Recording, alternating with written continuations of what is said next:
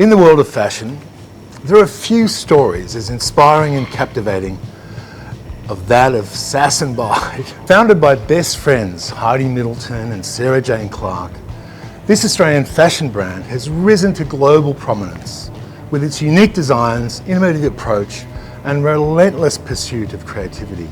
From humble street market beginnings to becoming a fashion empire, we delve into the remarkable journey of Sass and Bide, exploring the pivotal role played by its founders, the brand's major hit pieces, notable shows in Sydney, London and New York Fashion Weeks, and the significant collections and celebrity endorsements and their legacy. So I'm Heidi Middleton. I was half of Sass and Bide, 50% founder of Sass and Bide with Sarah Jane back in the early 2000s, and we sold the business in 2013. Moved to France for a few years, and now I've started a new sustainable fashion business called Art Club, and that's how I occupy my days. I'm Sarah Jane Clark, and I co-founded Sass and Bide with Heidi Middleton in 1999, and we were in the business until 2013. I think it's very important for us to tell our story and help the new generation that's coming through. I do a lot of work with the younger designers, mentoring them and giving them help that they need to launch their own businesses. So I know Heidi, you do a lot of work too with the younger fashion designers too, but yes, I think it's very important to pay it forward to. I grew up with very creative mum. She was always fostering creativity in the arts with my brother and I, so we were always making things and painting and making things out of nature, and we had a big creative box which was discarded packaging from things, and we'd always be creating with this box of things that mum had collected. And a lot of my childhood was spent outdoors. I had horses, so I used to ride to school every day in primary school. On your horse? Yeah, on my horse. I don't think they'd allow it these days. But so I'd ride my horse, the boys would ride their BMXs. If I wasn't on the horse, I'd be painting, drawing. I met SJ around this time. So I was, I think 21, you were 18. You were still just out of school. We met through two Greek boyfriends who were best friends and connected instantly, and our real shared passion was this just absolute love of fashion and styling and dressing up. We actually would get design and have clothes made on the by this little tailor in West End in Brisbane to make these outfits for the following weekend, and we kept sort of we're quite busy with that, just dressing ourselves, but sort of having these things tailor-made. Now, the first part of the Sass and Bide story covers the expeditions of the brand's founders, Sass, Sarah Jane Clark, and Bide, Heidi Middleton, on their journey from Portobello Road to the world of high fashion. From their critically acclaimed runways in London, New York, and even their Australian home, Sass and Bide have captured the imagination of strong creative women everywhere, accruing celebrity attention and almost cult status for their own brand of bohemian glamour. And yeah, so then that was where our friendship was born, and then the Greek boys sort of disappeared into the distance and we forged ahead and ended up moving to London. Yeah, I mean, we loved growing up in Brisbane, but I think we were hungry for more. We were excited about, we both said we needed to explore. We needed to spread the wings and feel the energy of London. We've always heard about the creativity and the energy that flows through that city, so we just thought, that's our place.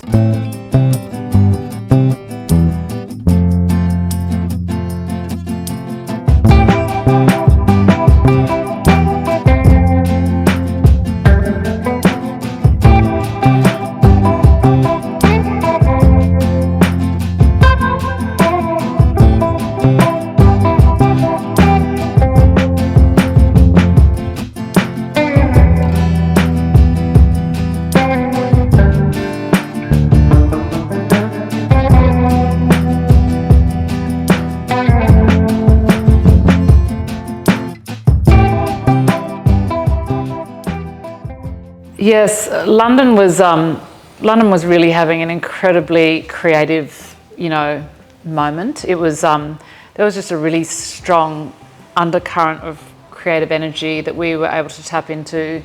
So it really fueled our sort of creative spirit. The name Sass and Bide took a long time to sort of come to light because we had maybe 2 or 3 other names that we really wanted, but every time we went to register one of those, that they would say, already taken, got to find, it actually forced us to find a more original name. So that's where Sass and Bide became, because, Sass being a nickname and Bide being a childhood nickname of Heidi's. Heidi, Bidey, Bidey, Bobo. Yes. We love our vintage and our styling pieces, so we like to, heavily style the shows and use all of our favourite vintage pieces that we find around the world. And despite handing over the reins of their empire a decade ago, the personal vision of Clark and Middleton lives on through their legacy and their legends.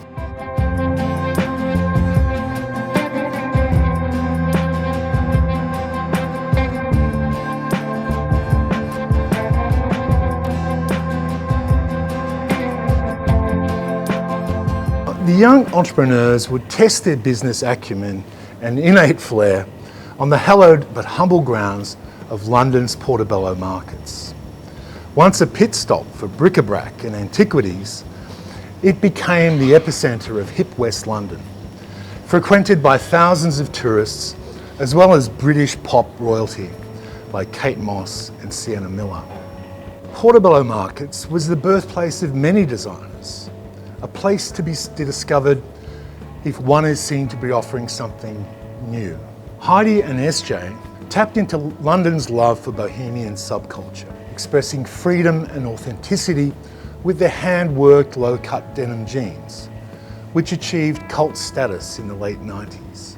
We absolutely loved being at those markets every Friday and and London, it was really where, McQueen was having his moment in the spotlight, and, it felt like in London anything was possible. You could really make your dreams come true there.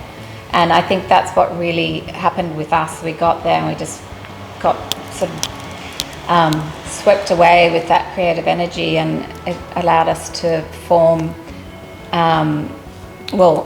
actually, first of all, we ended up selling some embellished denim pieces at Portobello Road, the markets, didn't we? We did. It was a little moment. We would buy secondhand Levi's, cut the bottoms off and attach about 5 inches of raffia trim that we'd buy from a haberdashery store. And they were cool at the time. But, so we'd sell them at the Portobello markets, and they were like hotcakes. They'd fly out the door, and kept that sort of response to the product and things we were creating just fueled our ambitions and excitement to do more. So we started, we had the Portobello stall every Friday and Saturday, still had our day jobs in London, but then it was around that time that we thought, let's take this further. Like, we decided I remember we had dinner at a Chinese restaurant in London in the East End, and talked that night about starting a brand together. I'm Heidi Middleton. And I'm Sarah Jane Clark, and we're from Sass and Bide.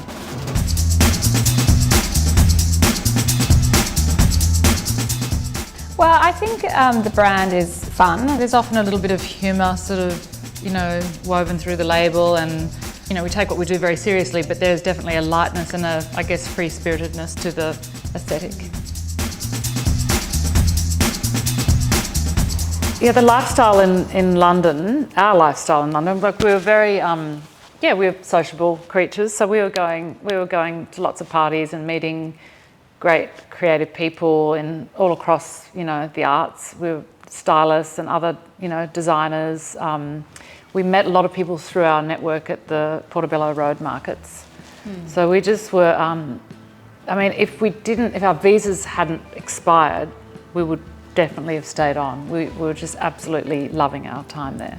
This mix of relaxed Australian glamour and the rebellious undertones of British punk would form the hallmarks of Sass and Bide's bohemian foundations.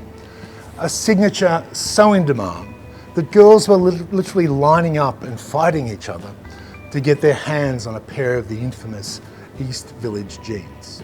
Now, the East Village hipster jeans was their breakout iconic piece, and it was characterised by its low-rise waist, distressed details and unique washes.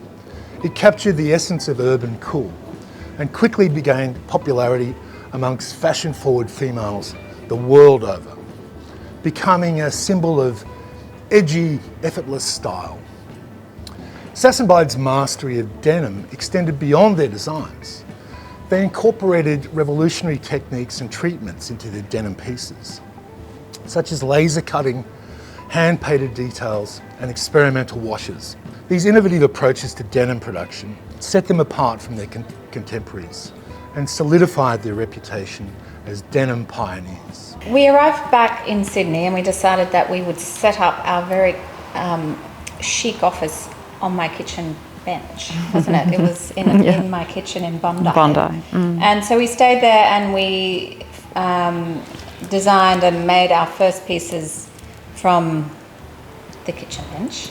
But then as the business started growing and we started getting a few sales in the door, we thought it's time to move into a little space, which we ended up in Double Bay. And that's when the brand probably really started to take off, because we had our first product was the East Village jean, and that was really riding the movement of the hipster jean. So it was low 2-inch zip, it was stretch, it was vintage looking, so it was just the right product for the right time. And that was the first item that we launched. The first official Sass and Bide product, and then we couldn't keep up with demand. I remember the denim makers out at no, not Marrickville. Was it Marrickville? Sort of West Sydney. Mick and Gino, they sort of felt sorry for us with our first production run. They said, "Look, there's no way this 2-inch zip jean is going to sell." Because they said it was just too low. Too low. Girls are never going to buy this. And we're like, okay, but let's just do it anyway. Yeah, so we did, and then we just couldn't keep up with demand really for a long time. So there were queues, blocks long, all around the country really. Like, it was quite there was so much hype around those first couple of products. So we did the East Village jean in 2 washes. Yeah, so our very first product was this super low vintage wash jean, which we called the East Village jean.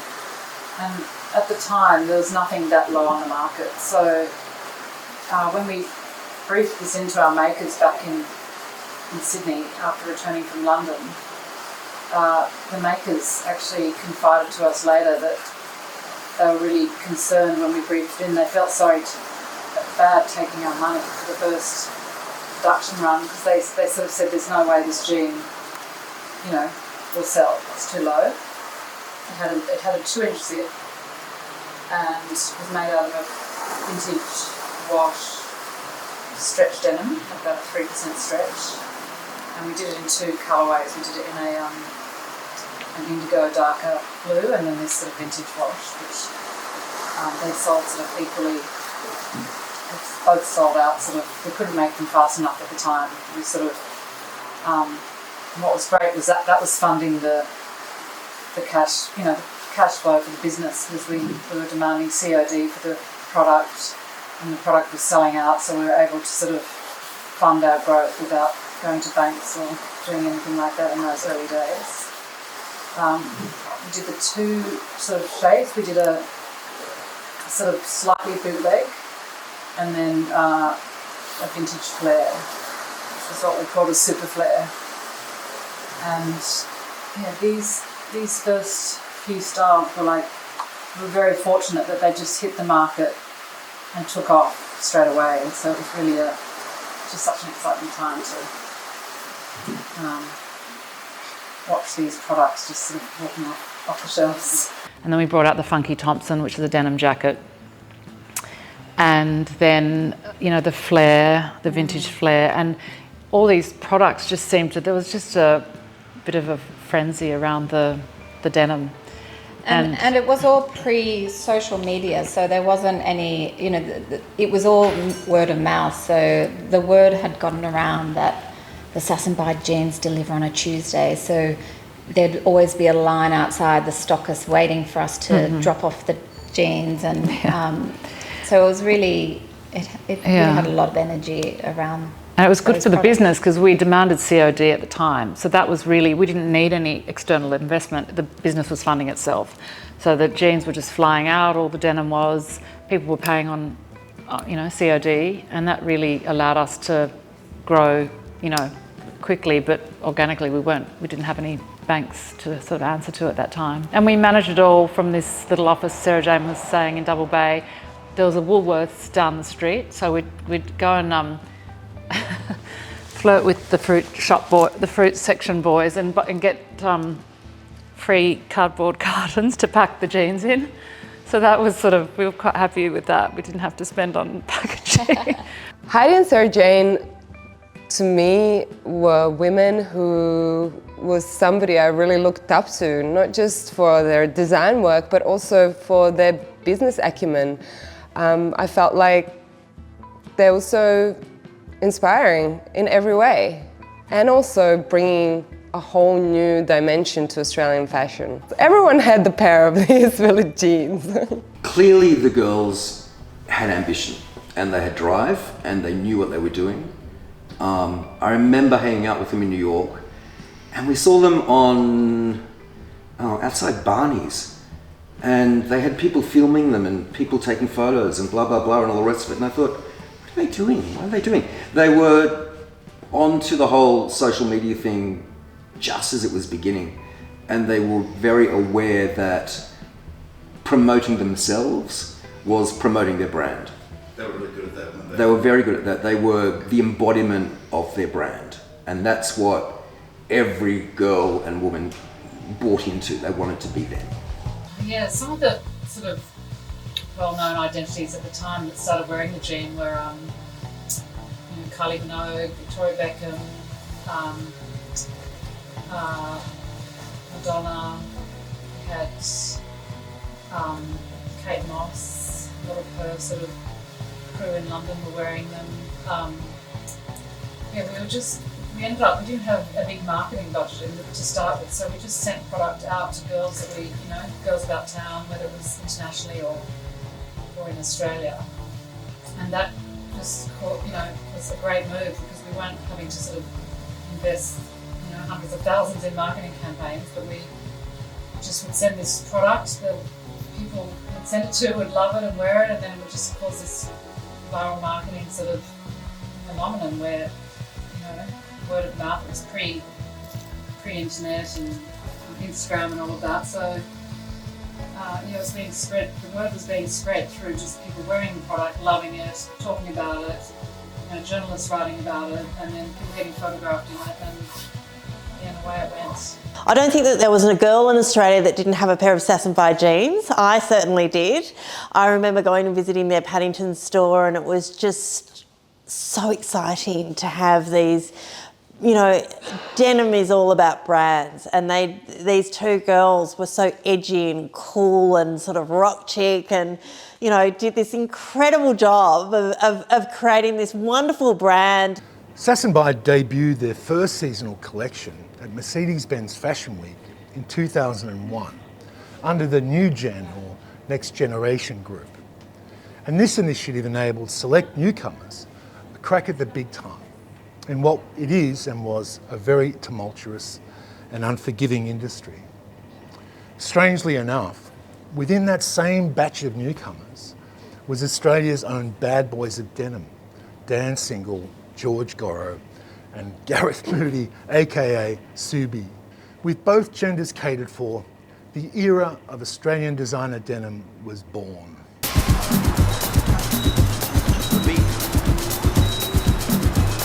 Occasionally in this job you catch a glimpse of dreams realised, of deserved success from small beginnings. Here in New York I found such a story. On its crowded sidewalks and busy streets, I found two of the most fashionable names in fashion, and they're Australian.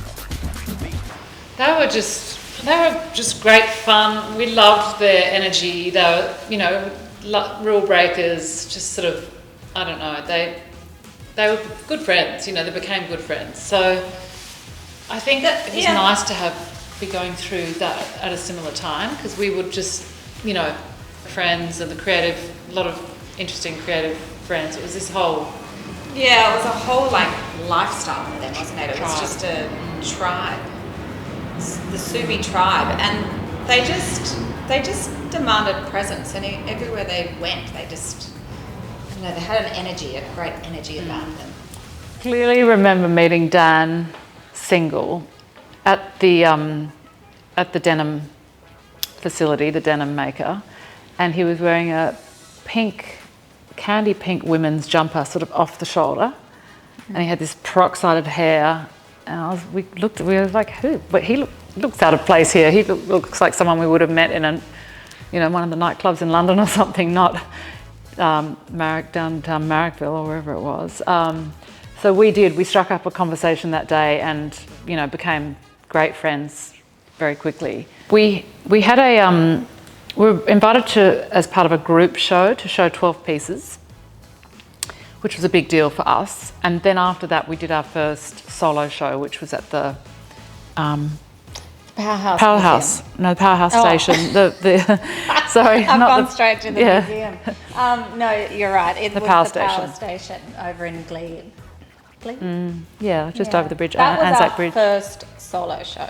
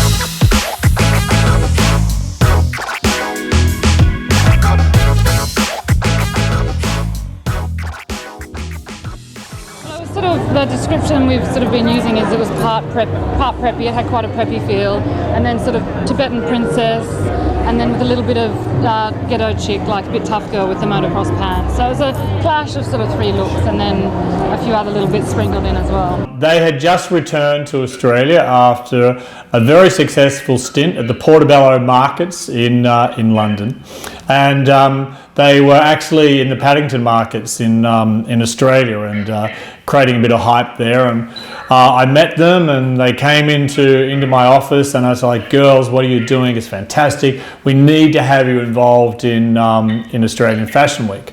And you know what you're doing in denim is quite incredible. It's just amazing. This whole new design that you're doing, it's really taking the world by storm. They came on board, but the beautiful thing about the girls is they just didn't show denim. For the first time ever, Sass and Bide showed ready to wear on the catwalk at Australian Fashion Week, and of course that really gave them the opportunity to grow that brand well beyond the denim capsule they originally had. And of course, you know, Sass and Bide went on to be one of the most successful brands in Australia. You know, they sold the company for a fortune, and Sarah Jane and Heidi have now progressed on and launching new creative ventures as well. So yeah, it was wonderful. And they also had a really keen sense of different creativity they brought to their collection shows. Sometimes they showed on site at Fox Studios and then later at the Overseas Passenger Terminal. Sometimes they showed in amazing warehouses around Sydney. Yeah, they really added a lot of great vibrancy, and of course they became one of the international superstars out of Australian Fashion Week.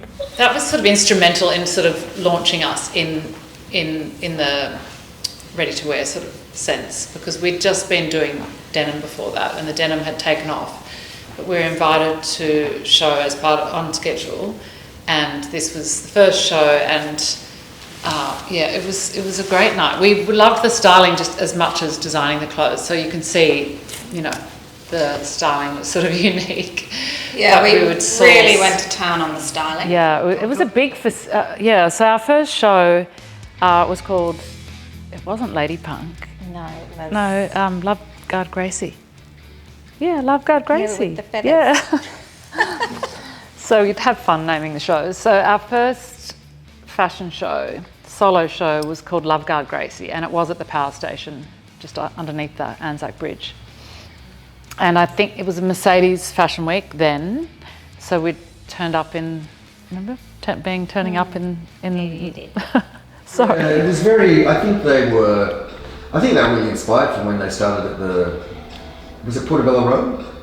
At the markets and all of that. It was lots of kind of vintagey pieces mixed together in the way that it girls and cool girls kind of put it all together, and they just kind of hit on the right items at the right time that girls wanted to wear.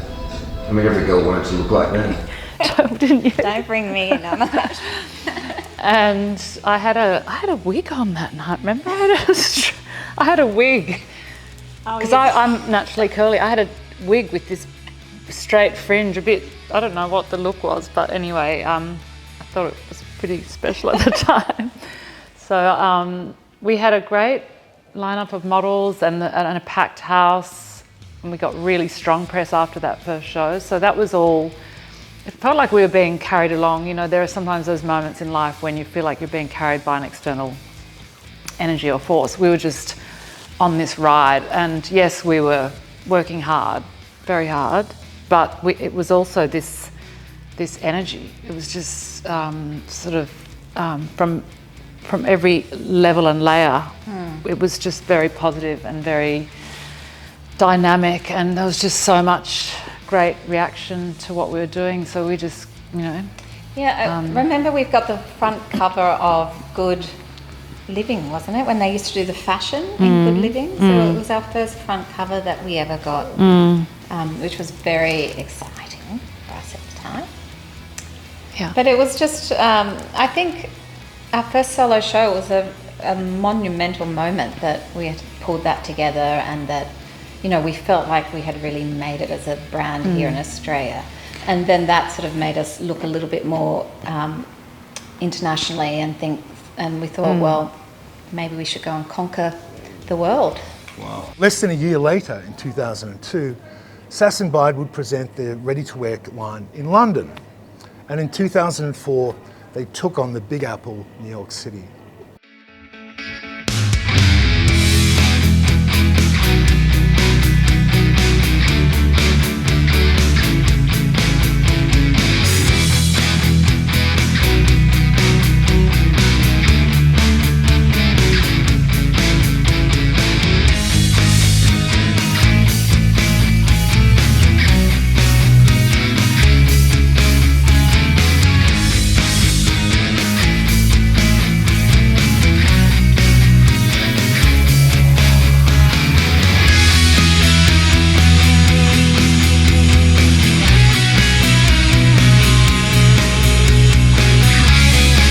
We love our vintage and our styling pieces, so we like to, heavily style the shows and use all of our favourite vintage pieces that we find around the world.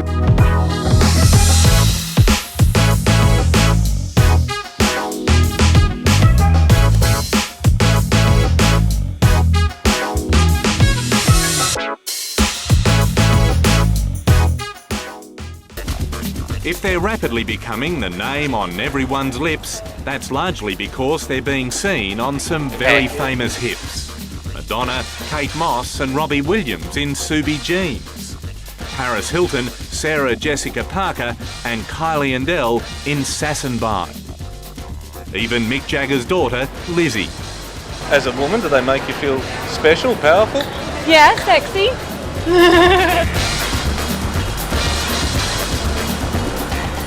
In New York, it was Fashion Week. Few are invited, fewer succeed.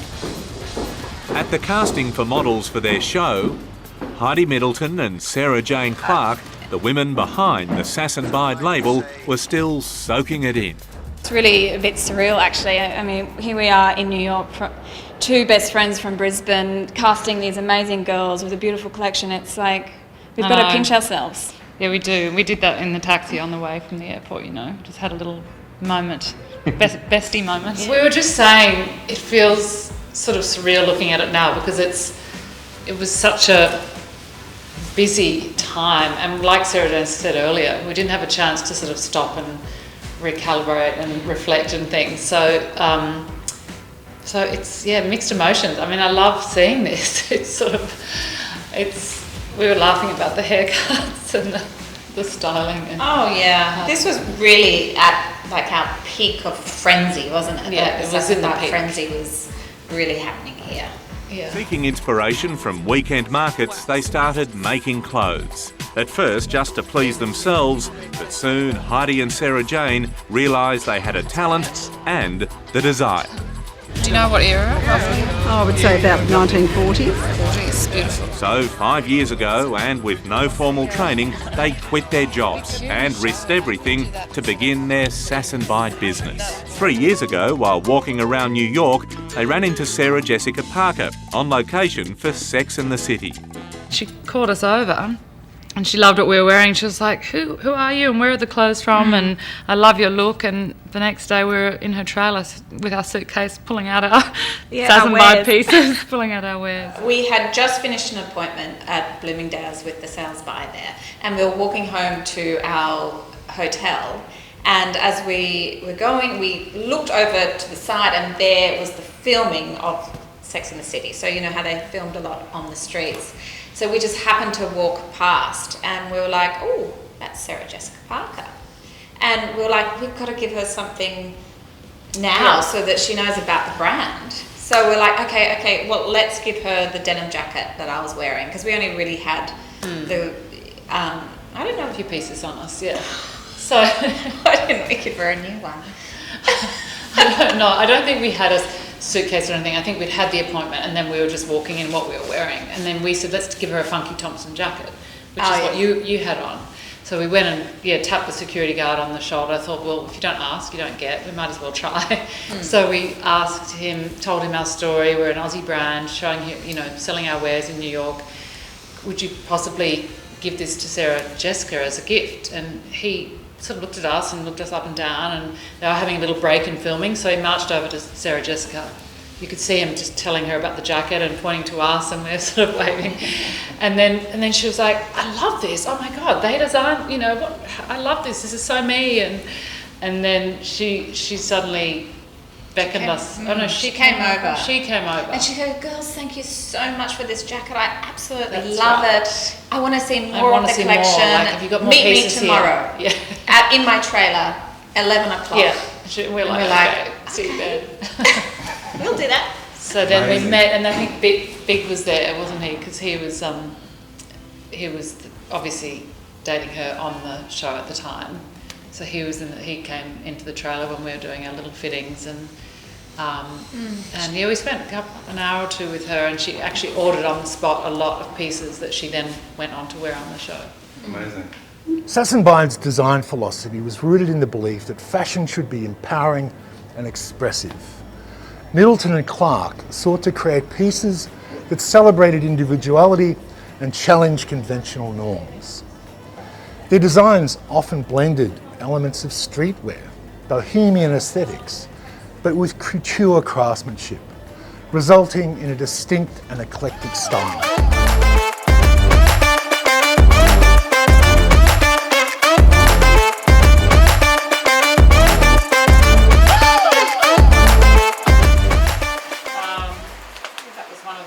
Shows. I know my daughters came to that show. I'd try and bring them with me as much as I could. I didn't like being separated from them, so we'd bring the nanny or my mum and bring the whole entourage on tour to the shows. Again, on a rooftop in New York. We did keep showing and creating through the pregnancies, but I think SJ looks quite heavily pregnant there, so I think she gave birth a couple of months later. A lot of styling going on here. There's a lot going on. Earmuffs, a harness, a bit of Scottish sort of influence and punk. And I keep telling my girls it was cool at the time. They're a bit like, I'm not sure they're buying that anymore. That was our first on-schedule show at Fashion Week, so that was in the power station, and that was sort of the beginning of it all. That was when we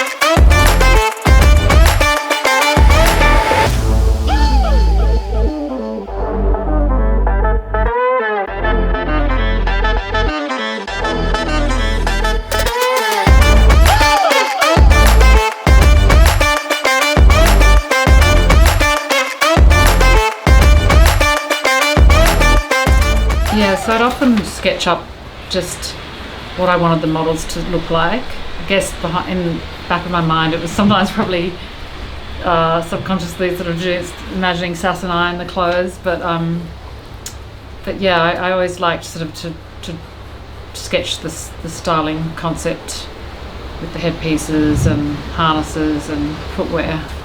So yeah, that was one from Birds of Passage. They had these sort of embellished little skull caps, which Renya worked into with the hair.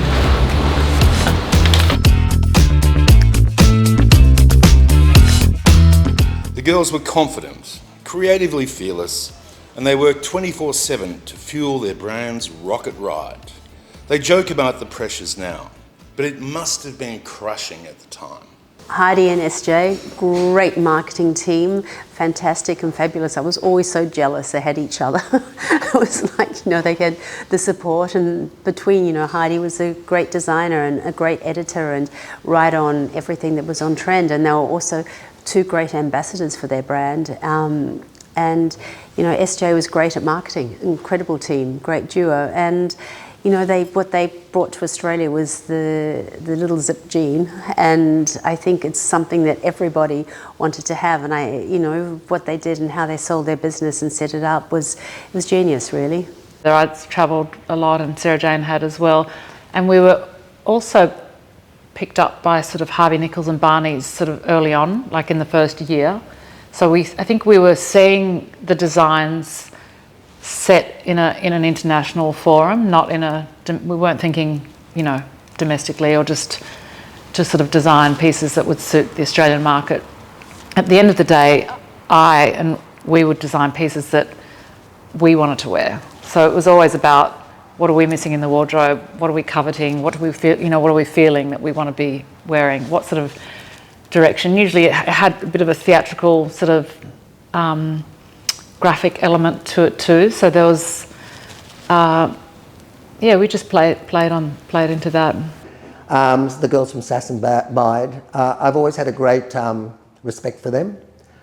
Always have been very delightful, very natural, very warm. They introduced the fashion scene here to something different, right? They introduced a lot of Art Deco beading and interesting cuts, and people who were trying to look for something different in clothing, and that's why the Sass and Bide label became such a success. It was a good time. The Australian fashion industry needed those girls because they did something different. They actually brought the disco era back. They did lots of applique stars and beaded sequin stars on jeans and tassels, and they brought fun, interesting fun back to the fashion industry. Which is as I've said, fashion should be fun. There were quite a few hiccups on the way. Like running any business, it's not all fun and glamour, and it's a lot of hard work. You're in the trenches a lot. It's probably 5% of it is glamorous. The glamorous side of parties and socialising, but generally Heidi and I didn't do a lot of lunches, or No. we just simply didn't have the time. Like we would do events that we needed to, or we wanted to support, but we really weren't very social, were we? Because we were just busy. I'd farm Sarah Jane out because just to do the socialising half the time. We had to divide and conquer, because Heidi would be pushing out the next collection, and I just knew she'd look at me and I'd go, okay, I'll go. Yeah. So we sort of had a nice team energy that if one of us couldn't do something, the other one would step up or step in and take the place of, and so we were lucky that we had that supportive working relationship.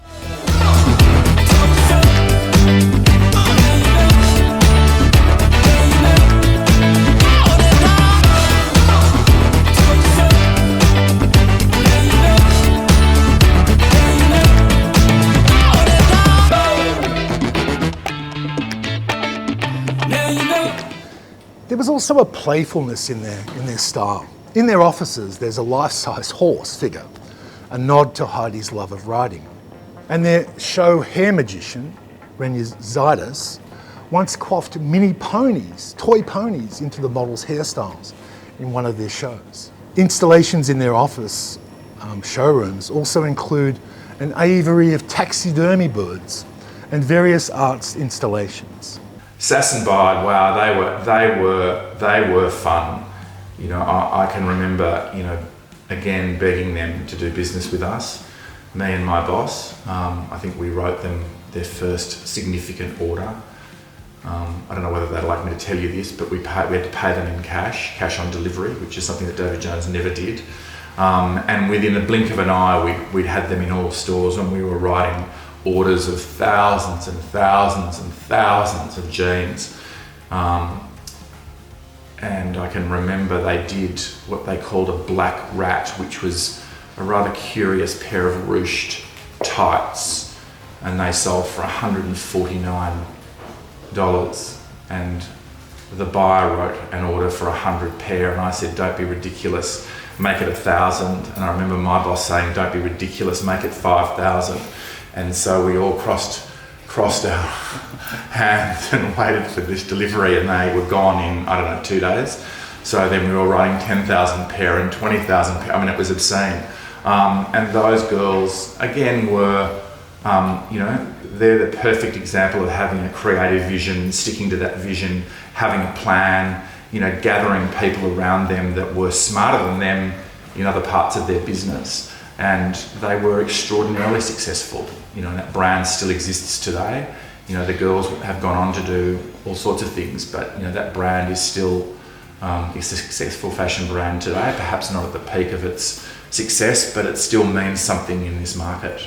I think they were probably one of the first to open an international store. I can remember walking into that store on, I'm going to say Bleecker Street, but I'm probably wrong, and being so extraordinarily impressed that they managed to get to the point where they were offering their product to an American customer who wasn't short of a pair of jeans to buy, by the way.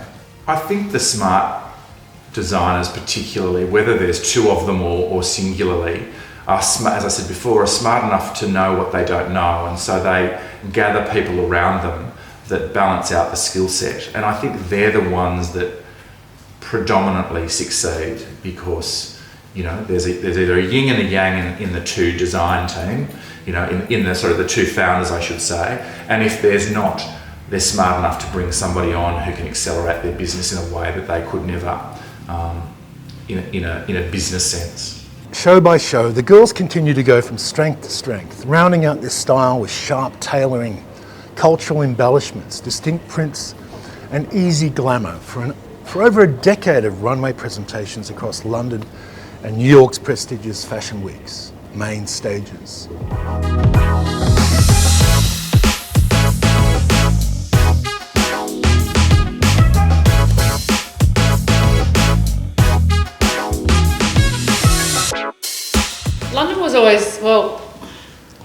London Fashion Week was always more creative than New York Fashion Week. But New York had that. New York was kudos much more because commercial. Yeah, commercial and about business. bigger It's about budgets, and bigger- it's about writing business the next day, and it's 3 or 4 days of sales after the show. You really are there for a purpose, and that's to expand brand and. Sass and Bide were amazing. Oh, I don't think that there was a girl in Australia that didn't have a pair of Sass and Bide jeans. I certainly did. I remember going and visiting their Paddington store, and it was just so exciting to have these, denim is all about brands, and these two girls were so edgy and cool and sort of rock chic and, did this incredible job of creating this wonderful brand. Those girls were just so loved by everyone. Jason Brunston was saying to me, how gorgeous they were. And it was, they're very loved in the industry. That was an incredible time. It was just, again, a really buoyant time in retail. And I remember actually, one thing about Sass and Bide that I remember is going to London and looking at Sass and Bide over in London. And I think the jeans at the time were like $200 in Australia. And they were like £200 in London. I was like, well, that equates to like $600.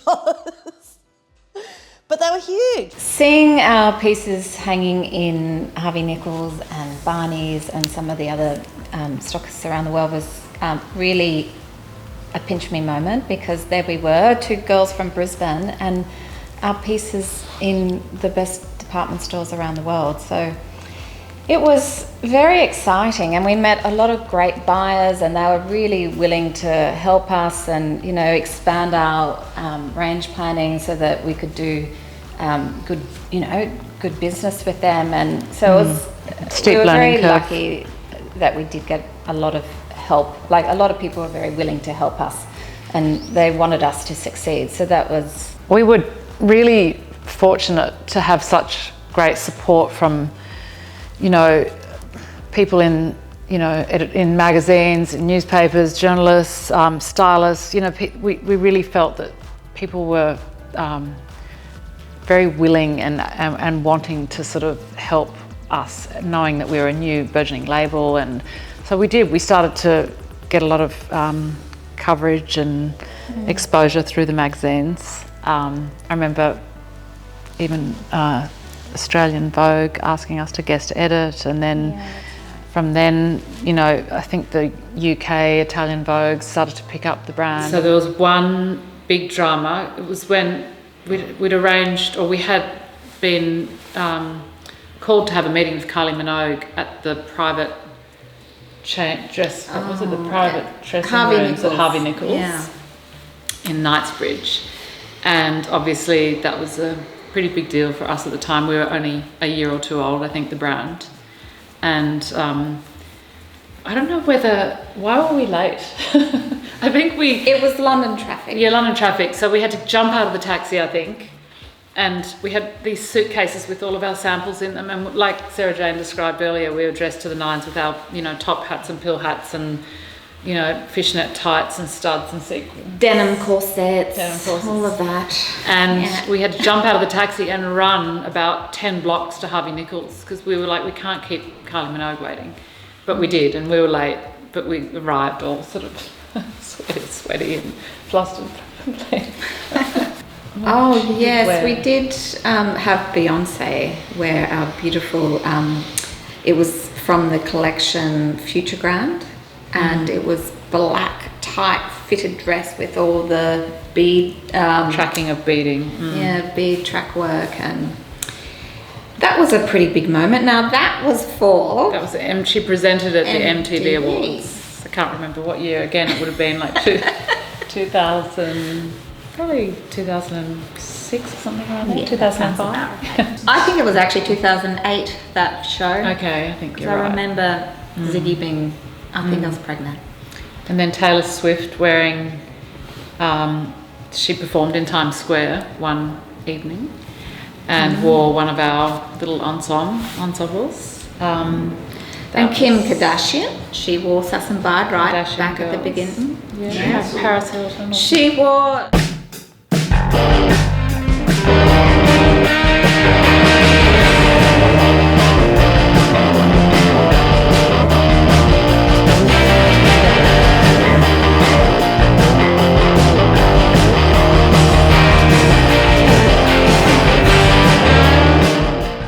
Well, one that really stands out is this party. It was London Fashion Week, and it was hosted by Jefferson Hack, who was editor of Dazed and Confused at the time, which was one of our favourite, magazines, sort of underground fashion magazines.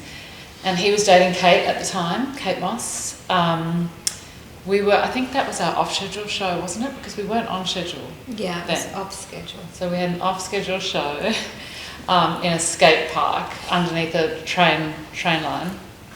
And it was probably 2000, when was it, 2000? I'd like to think maybe about 2004. Were the kids born? No, 2004. 3 kids. Yeah, okay. Also, and anyway, during the week we were asked through this woman, Fran Cutler, who was Kate's best friend and one of her sort of PR girls, to come to go to Jefferson's party, and that was, we couldn't believe it, could we? I think it was pretty... No, because we'd always admired Kate Moss. She was a real icon of our moment when we were when we had the business. So just to be basically to be in the same room with her, and also that she loved wearing our jeans was a big moment. Good ambassador. She was a great ambassador. So then to actually finally meet her in person and have a dance and... Yeah, we turned up, and there were only about 100 people, and it was in like one of those typical sort of London townhouses. I think it was in the East End somewhere. Can't remember. Anyway, we turned up and suddenly chatting with Stella McCartney, Alexander McQueen, got introduced to him, and Christina Aguilera. I don't know, I had a dance with Kate and Jefferson on the dance floor, and I remember Jefferson complimented on our look at the time. Remember we had our dress. It was quite distinct, wasn't it, our time? Feathers. We used to walk down the streets of London with the pill hats and our painted tie singlets. We had these little singlets with the tie painted on it, and we'd have our vintage feathered hats on and a lot of all sequins, sorts of things. Studs. And we were just so shocked that people were looking at us like... Yeah, but we felt like it was such a... Well, we were happy, we loved the look, and we didn't think it was that theatrical or dramatic, but I guess it was. It was very theatrical. Anyway, this party was super fun, and yeah, just a lot of great people were there that we had admired in the industry, and so it was just a super sort of exciting night to be amongst some of those people. And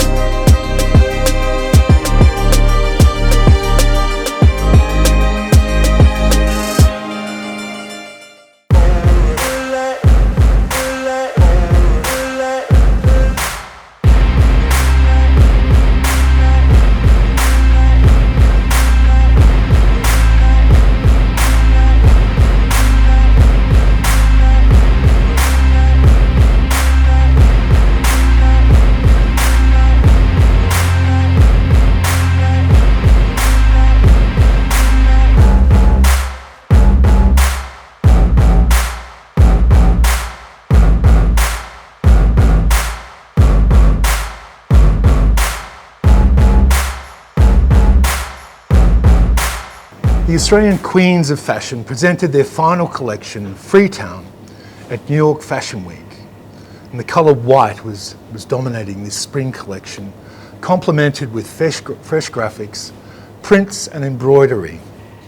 There were classic Sass and Bide pieces, as well as their signature layering of light materials against structured materials and other pieces. As always with Sass and Bide, the audience was presented with a modern take on a sense of haute bohème. So the collection's called Freetown, and it was really a celebration of free creative spirit. The vision was for it not to be definable, so I didn't want people to be able to harness it or put it in a box or a category. So it was really the inspiration came from many places that we'd visited, and even emotional experiences that we'd had in these places. Then I wanted to channel that into a new polished aesthetic for Sass and Bide. Swagger down the street with your red lips and funky beat. You better hold your head up to the sky. I'm gonna roll with you till the day I die.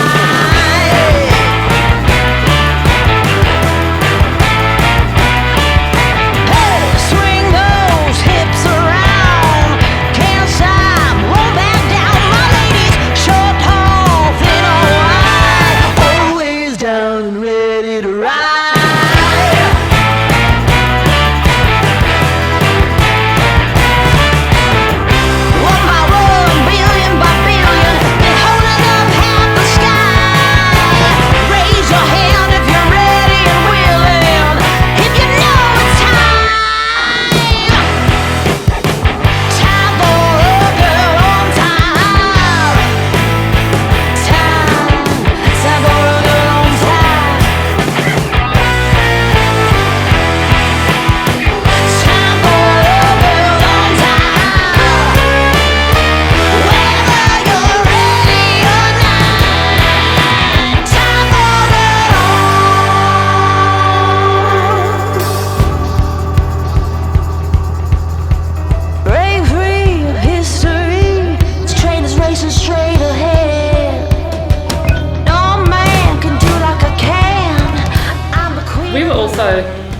so aware of how lucky we were, and we would talk about that, and there was just good. We always got along very well. We remained best friends, you know, through that whole time. So that, I guess, that was a bit contagious as well. We were having fun. We couldn't believe that we were able to, you know, have this career and be best friends and having these experiences and travelling and creating and just getting the response we were. So it was a real dream for us as well, you know.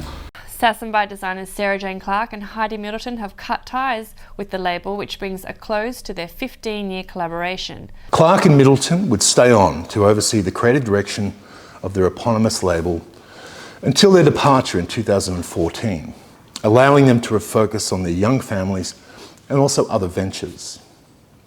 Despite leaving, the designers spoke of the future of the brand and their new vision.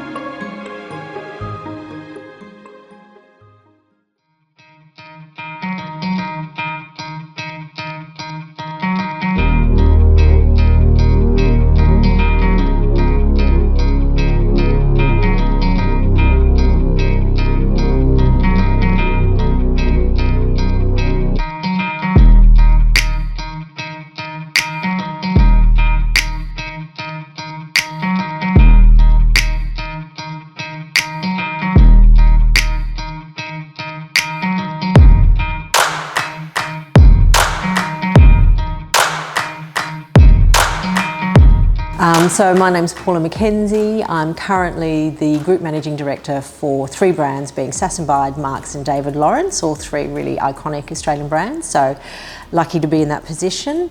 I've worked with many great brands in my career. I've worked with Sass and Bide in the past as well, so I've got worked with both Heidi and SJ, and also worked with people who are now sort of really moving forward with their brands. So with Marks and Mark Keary, a fantastic team of people who have then gone on to be involved in Manning Cartel, Jack and Jack, Basic, a real incubator of talent, and I've found that to be a similar thing in other brands I've worked with. In Sass and Bide, a similar thing where we've got a lot of people who we worked with are now off doing their own thing in the industry.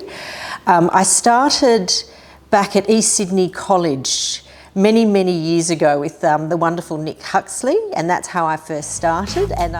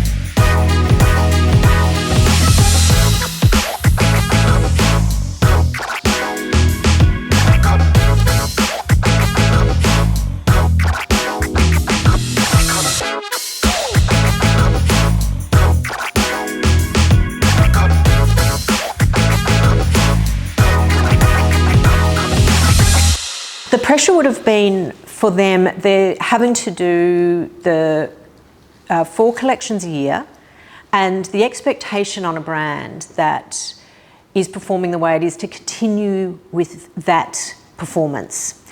So having to be, you know, wildly creative and incredibly successful and come up with really new ideas that had a lot of time and effort in each garment. So a lot of print or embellishment or beautiful pattern making, and to have to do that consistently would have been incredibly high pressure. Obviously, from a financial point of view, as you start getting bigger, you start growing, and then the costs of your business also become bigger, and then that becomes a bit of a burden. So you've got more workforce, you've got more stores. The machine just seems to be constantly hungry, and for people like Heidi and SJ, who are genuine and very authentic people, and for Heidi, who's in her soul was about creating something really beautiful and unique, to do that in a machine that is constantly demanding would be quite stressful, I would think. But they as people did not bring that into the office. They were extremely professional, but also really caring and kind to everyone. So it wasn't, it didn't feel like a high pressured environment as such. It was very much about a family. So that's why I think both Sarah Jane and I, even since leaving Sass and Bide, you know, and having had a chance to reflect on that, it just didn't make any sense to start a new brand within that same business model. So yeah, there's huge amounts of pressure. I know we sold to Myer in 2013, and we probably could have sold even a year or two earlier, because at that point it was just, you know, working ridiculous hours, 7 days a week, non-stop. There was no time to even try and be creative, because we were just chasing our tails and trying to make everyone happy. And, you know, at the end of the day, it was, yeah, I know I felt, you know, felt like I was close to sort of burnout point. And, you know, I did have a period of time where I was unwell, you know, in 2007.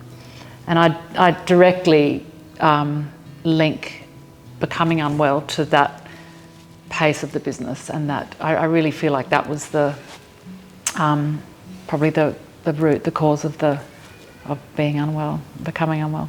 David Briskin was a part owner, and he was the CEO who I reported into. And what we really did is just work on building the ranges, opening stores, getting the brand performing in those stores, but also representing the brand with VM, in wholesale, and in my concession stores. So what I really took from that experience, Sass and Bide was absolutely at its peak at this point, and it was really just, you know, in the international market, performing extremely well. The girls, Heidi and SJ, were doing a great job. They had a unique approach to what they were doing, and it really resonated. So definitely from a very artistic, creative background. So it wasn't really just about churning clothes, it was about designing and that true creativity around making beautiful product. And that really resonated with the Australian consumer and the international consumer. They were lovely to work with, and that ethos of being really decent and caring people went right way through the business, and it was really important to them that that was what the energy of the business was, and that's how we treated our customers and the consumers as well. So it was a very, you know, high performing and in many ways highly stressed, I would think, but also extremely calm and enjoyable and supportive environment. It's a shame, because the brand, I mean, it still exists, but it's just nothing like, you know, the original Sass and Bide was a brilliant brand, yeah. Sarah Jane and Heidi is really beautiful people that I met them through David Jones. You know, yeah. I didn't go to see their first show either at the Fashion Week, but as a lot of designers did, you know, David Jones actually had a great runway show and then after parties. And so that's when actually we got on very well.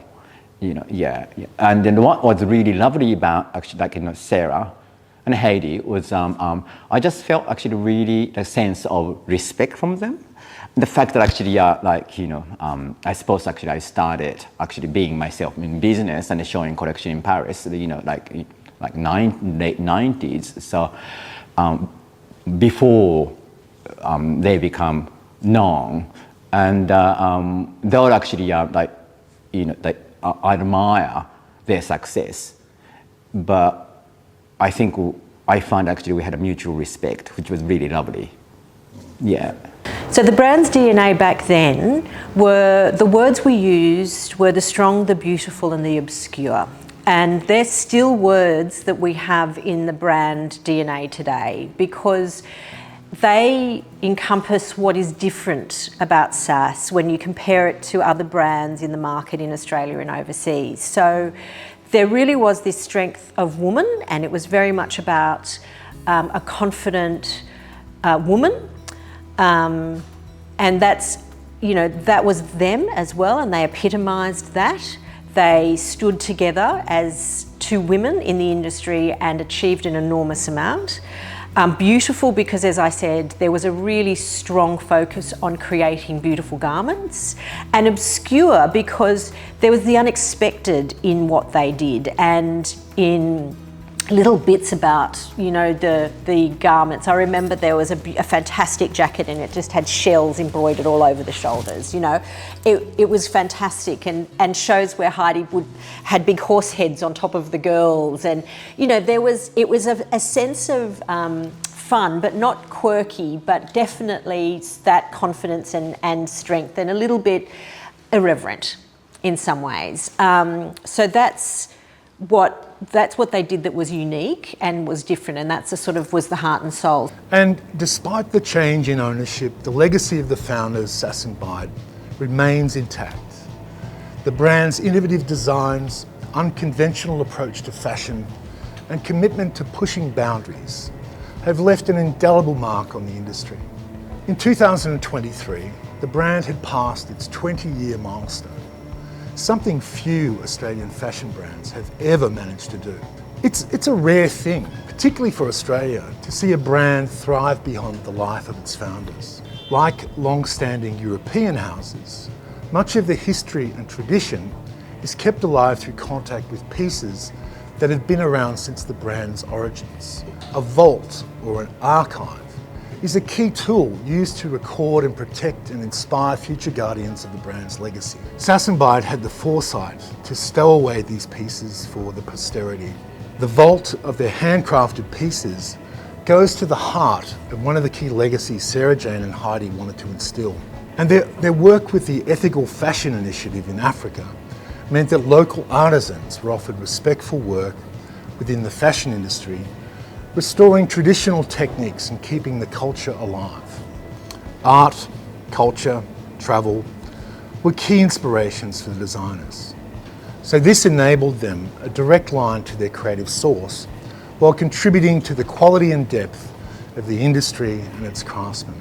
Middleton and Clark's vision, creative genius, combined with their ability to build a global fashion empire, and their story, immortalised in this film series, is sure to inspire future generations of designers and fashion enthusiasts to embrace individuality, creativity and fearlessness.